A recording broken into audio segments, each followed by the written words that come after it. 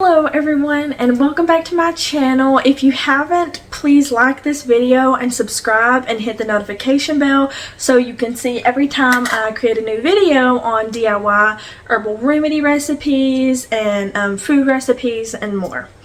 So today we are going to be talking about kombucha. So kombucha is a fermented black tea with a Scoby in it, which is basically a mushroom. So it's a symbiotic culture of bacteria and yeast, which is a Scoby for short.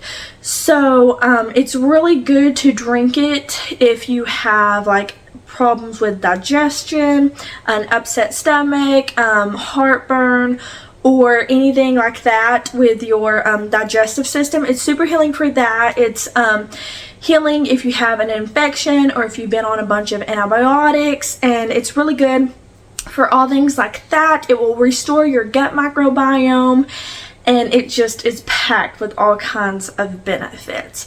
So today we are going to talk about how to make one from a starter. I have these starter kits at Arcadian at my shop, and you can order one from me or come by and see the store, and I will have some there. And what you will get is a couple cups of the starter tea, which is where the Scoby is in, and a little pellicle of Scoby. So that's everything you need to start your own batch.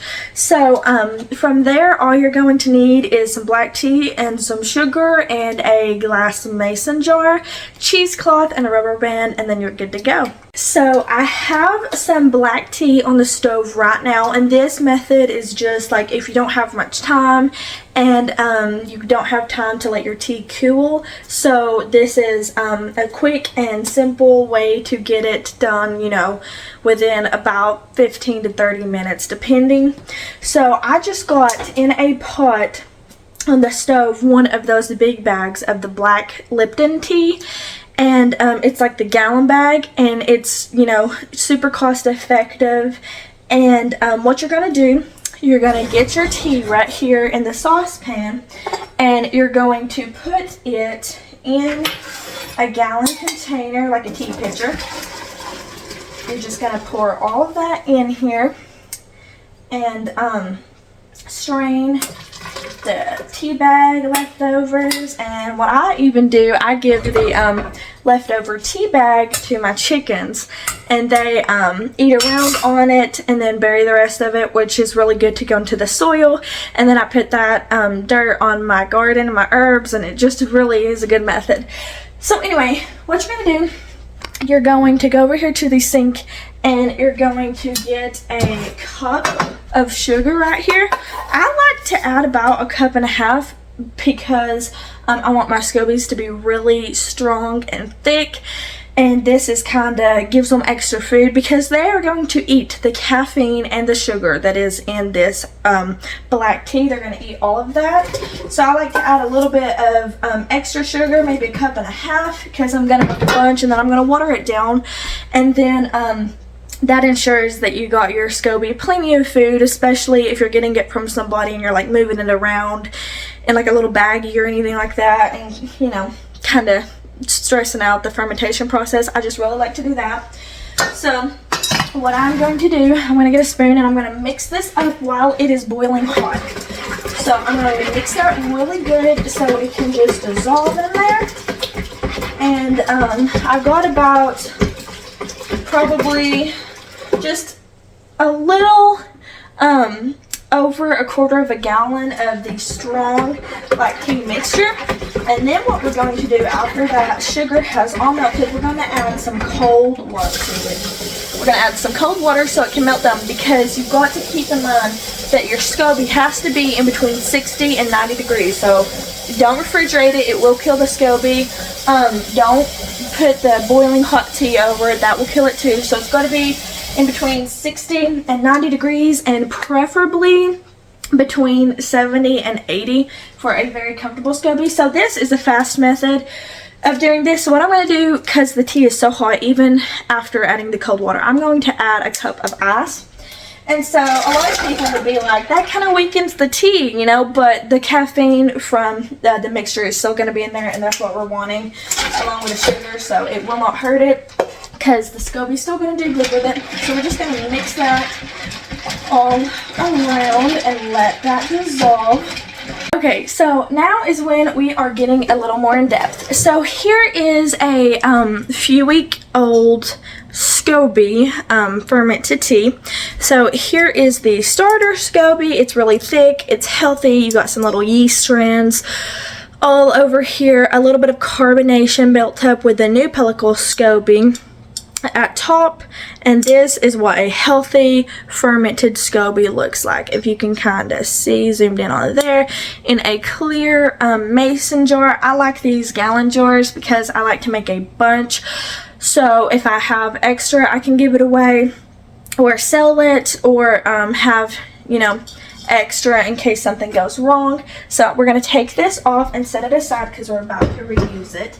And so now what you're going to want to do, you want to make sure your hands are super clean, so wash them with like a dish soap and really sanitize them, and you're going to get your Scoby out. And this is when it gets a little graphic here. You get your Scoby out of the jar, which is going to be really weird feeling. It's kind of soft, it's squishy, it's almost like it's a jellyfish or something. So it's pretty interesting. You're going to get your Scoby and you're going to set it to the side in a bowl. Then you're going to get your other Scoby. This is a small batch. I do have ones that are actually filled to the top, but this is just for the video. Here's the old Scoby. So it's way darker, it's got more yeast strands, even a couple layers here and there. And so you're going to want to set that to the side. And since I have two Scobies, now it's different if you have one, but since I have two Scobies, I am going to scoop out just right about 2 cups of these starter teas from the Scoby.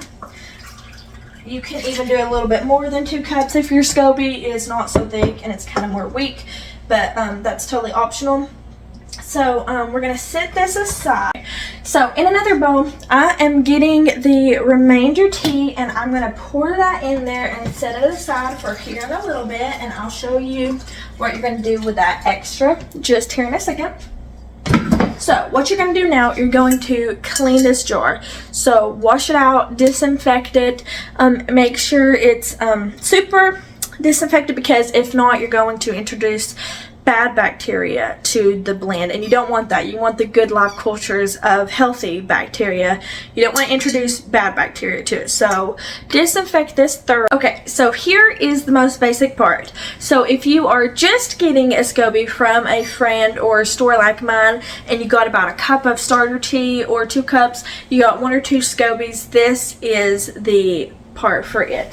So you're gonna get your jar right here, and you're going to get the tea that you just brewed, and make sure it is lukewarm to the touch. You don't want it to be too hot or too cold, like I mentioned before. So make sure it's, you know, just right about perfect, like it would be sitting out for a couple of hours.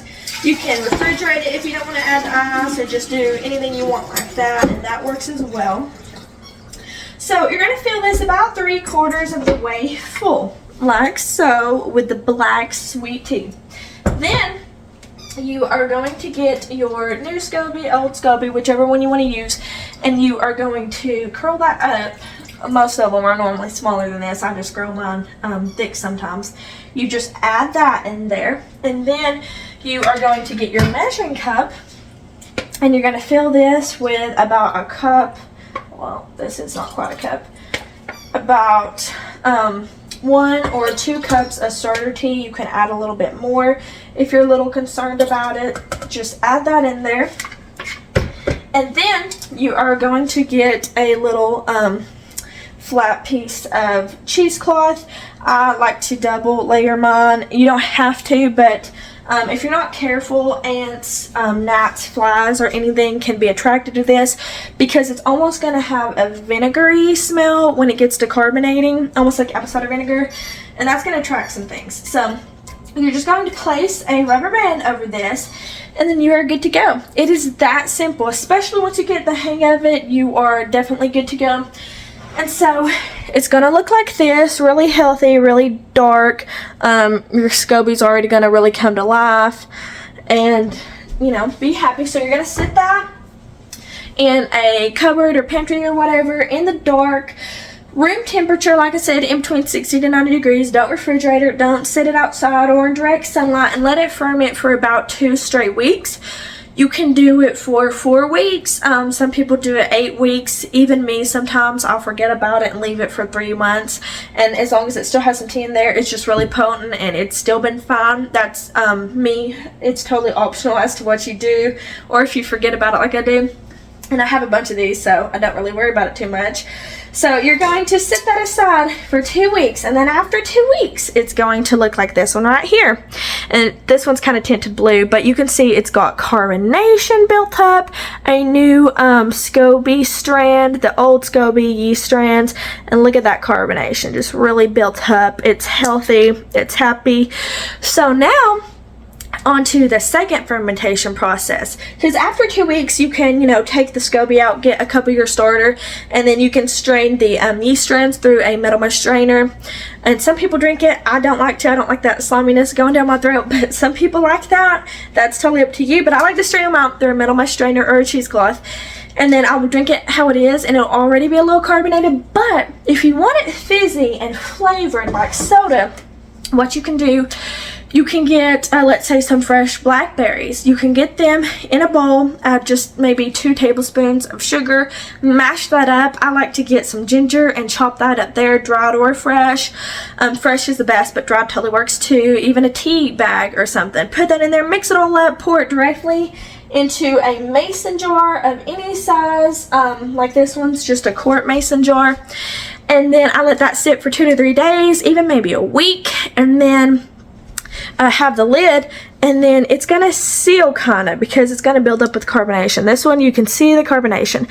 So then you're going to burp it very slightly where you don't introduce new air, but you still get some of that built up carbonation and oxygen out, so it can just really strongly carbonate. Some people use the flip bottles that have like a little cork thing in it, and you just flip them off and they pop, but those can explode if you're not careful. And especially for starting out, I just recommend this mason jar. It's super simple. You know, everybody basically has a mason jar on hand. If not, you can get them from Walmart for a decent price of any size. So this is some I have. So all you're gonna do, you're gonna get the like I said, just the blend that has been sitting for 2 weeks without the pellicle Scoby and everything. Set that aside, strain it, add the blueberry, the ginger. This one's blueberry and ginger. Let it sit 2 to 3 days. I think this one has been sitting for 5 days. And I've been burping it every couple of days, and then I've let it sit. And so when you go to burp it, listen to this.